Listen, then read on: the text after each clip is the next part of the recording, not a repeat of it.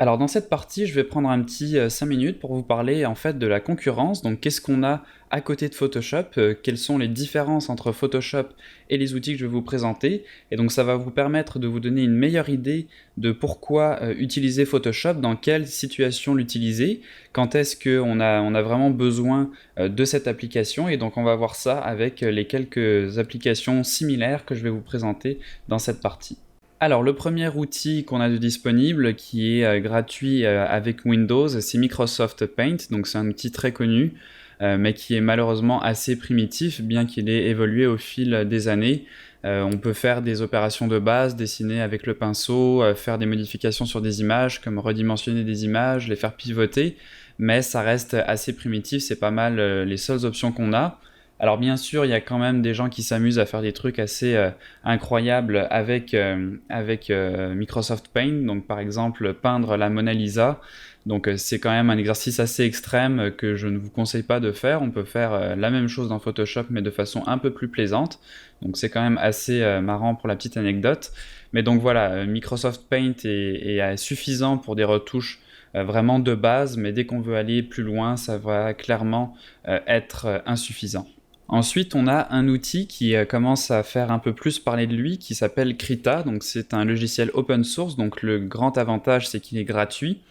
Alors bien sûr, il n'a pas encore toutes les fonctionnalités de Photoshop et c'est un peu plus, je dirais, axé sur la peinture numérique. On peut faire de la retouche photo, mais il y a quand même pas mal d'outils qui sont dans Photoshop qui permettent d'aller assez loin dans la retouche d'image, dans la correction de photos que l'on n'a pas encore dans Krita. Donc c'est un outil quand même assez intéressant, surtout que, comme je vous disais, il est gratuit. Mais il faut attendre encore, je pense, quelques années avant d'avoir quelque chose qui soit similaire à Photoshop. Donc ça peut être un bon outil pour dépanner. Ça peut être un bon outil aussi si vous utilisez Linux, puisque Photoshop n'est pas disponible sur Linux. Donc ça c'est intéressant à savoir, mais sinon si vous voulez vraiment pousser plus loin et utiliser un logiciel vraiment avec des fonctionnalités poussées qui ont été testées sur vraiment longtemps, donc des dizaines d'années, là encore je vous conseille d'utiliser Photoshop. Un autre logiciel disponible pour faire de la retouche d'image et qui fait un peu plus du compositing, c'est Nuke, qui est un logiciel utilisé plus en effet visuel. Et donc pourquoi je vous montre ce logiciel, puisqu'il permet de travailler d'une façon un petit peu différente, qui est en fait la façon nodale de travailler. Donc vous allez voir que par exemple, si je veux faire une correction colorimétrique, eh bien il faut que j'ajoute ici ce qu'on appelle un node, en fait, qui est une petite boîte qui va me permettre de faire des corrections sur mon image. Et c'est le fait de connecter plusieurs boîtes ensemble comme ceci qui va successivement ajouter des opérations à mon image. Donc je peux par exemple faire une transformation pour réduire mon image, la bouger, etc. Et donc c'est une autre façon de travailler que je tenais à vous introduire pour que vous sachiez que ça existe. Photoshop ne fonctionne pas du tout de cette façon, mais il faut savoir qu'il y a des gens qui aimeraient bien qu'on ait une petite partie en fait nodale dans Photoshop, puisque ça permet de travailler de façon différente et des fois plus efficace. Donc Nuke, qui est un logiciel très intéressant, très puissant, mais aussi beaucoup plus cher, puisque son prix est plus dans les alentours de 8000 dollars, si je me souviens bien, entre 4000 et 8000 dollars selon les versions. Donc c'est quand même assez cher, mais c'est vraiment un logiciel très puissant. Donc voilà pour la petite incursion dans les logiciels nodal. Et dans la dernière partie de cette première partie, sur les logiciels autres que Photoshop, je vais vous montrer Illustrator. Alors devant moi, j'ai Illustrator, qui est un peu le cousin, si l'on veut, de Photoshop, qui est en fait édité par la même compagnie, qui s'appelle donc Adobe.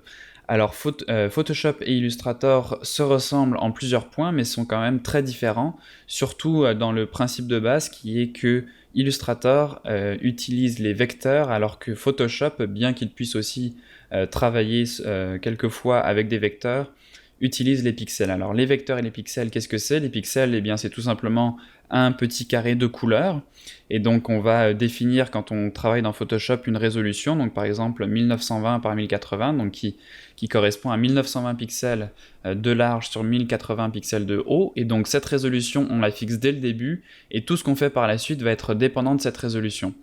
Dans Illustrator, on fait un document qui va se reposer sur des vecteurs. Et donc des vecteurs, si je zoome sur mon image ici, vous voyez que je peux zoomer vraiment très très proche et on va toujours avoir quelque chose de très net ici. Donc je peux zoomer aussi proche que je veux et on aura toujours une ligne parfaitement définie puisque Illustrator va redéfinir, recalculer en fait l'affichage à chaque fois que je zoome sur l'image. Ce qui n'est pas du tout le cas dans Photoshop. Alors si on va dans Photoshop pour regarder la même image et que je zoome sur cette image, vous voyez ici que plus on zoome sur l'image, plus on se rend compte ici qu'on travaille vraiment avec des pixels. Donc chaque petit carré ici de couleur correspond à un pixel. Et donc c'est ça la principale différence entre Illustrator et Photoshop.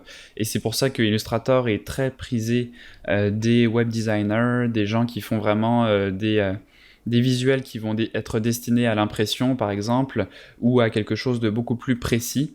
Et donc pour faire des designs qui vont pouvoir être redimensionnés à la volée, donc c'est-à-dire par exemple en web design pouvoir commencer avec un design très très large par exemple et l'adapter à quelque chose de très petit ou l'inverse, donc commencer sur un design par exemple de tablette et pouvoir l'agrandir pour un design d'ordinateur. Et donc ça c'est la flexibilité qu'on a dans Illustrator que l'on n'a pas dans Photoshop. Alors par contre ça fait en sorte que dans Illustrator on peut vraiment moins facilement dessiner, c'est-à-dire que les outils de peinture numérique vont être beaucoup plus développés dans Photoshop puisque ça va être beaucoup plus simple de travailler avec des pixels quand on fait de la peinture numérique.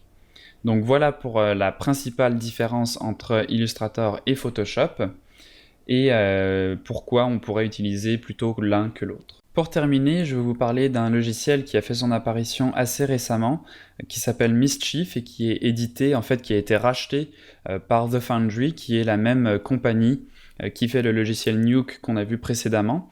Alors Mischief, c'est un peu un mix entre Photoshop et Illustrator, c'est-à-dire que c'est vraiment un logiciel de dessin, mais ça va utiliser une technologie qui a été créée spécialement pour le logiciel et qui ressemble un peu au vecteur, donc c'est-à-dire qu'on ne va pas travailler avec des pixels, mais on va pouvoir donc avoir un espèce de canevas et de niveau de zoom infini. Donc c'est-à-dire que vraiment quand on va dessiner, on ne va pas voir les pixels et on va pouvoir définir la résolution de notre image uniquement quand on va exporter notre image.